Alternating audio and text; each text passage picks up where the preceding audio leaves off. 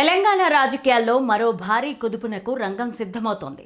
కొత్త రాజకీయ పార్టీ ఏర్పాటునకు ముహూర్తం ఖరారు చేసుకున్న కవిత తన పార్టీకి టీఆర్ఎస్ అనే ఎమోషనల్ సెంటిమెంట్ కలిపిన పేరును ఖరారు చేయబోతున్నట్లుగా ప్రచారం జరుగుతోంది.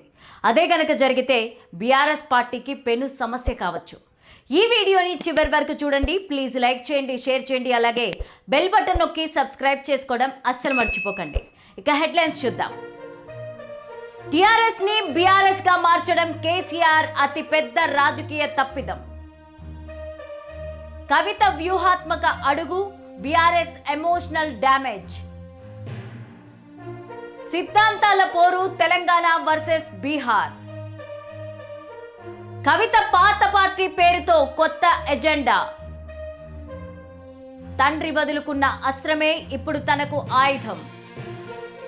లలిత క్లినిక్స్ ఇప్పుడు హైదరాబాద్ లో, హనుమకొండ జిల్లాలో లక్షలాది మంది ప్రాణాలు కాపాడిన డాక్టర్ రాజేశ్వర ప్రసాద్ ఇప్పుడు మన కోసం అల్కాపూర్ టౌన్షిప్ మణికొండలో. అపాయింట్మెంట్ కోసం ఈ కింది నెంబర్లకి కాల్ చేయండి. స్టోరీలోకి వెళ్తే తెలంగాణ రాజకీయాల్లో మరో భారీ కుదుపునకు రంగం సిద్ధమవుతోంది.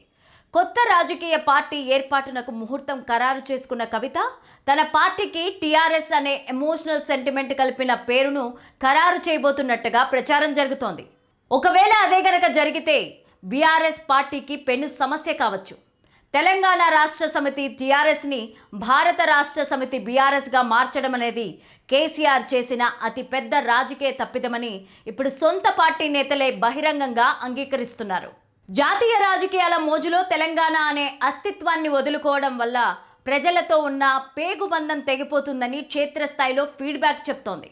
ఎన్నికల ఓటమి తర్వాత మళ్ళీ పాత పేరుకు మారడానికి కేటీఆర్ సహా ఇతర నేతలు భావించిన సాంకేతిక కారణాల వల్ల అది సాధ్యం కాదని కేసీఆర్ తేల్చేశారు.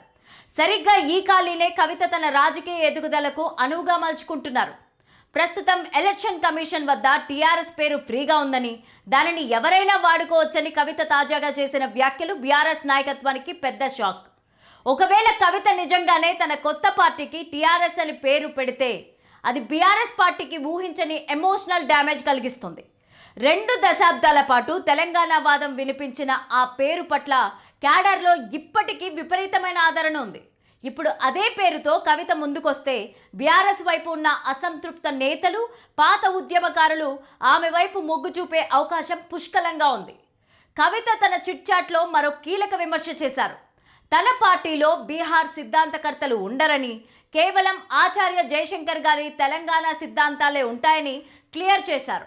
బీఆర్ఎస్ పార్టీలో చేరిన పొలిటికల్ స్ట్రాటజిస్టుల పెత్తనాన్ని ఎండగడుతూ తాను మళ్లీ స్వచ్ఛమైన తెలంగాణ ఉద్యమకాలపు పార్టీని తీసుకొస్తానని ఆమె సంకేతాలిచ్చారు.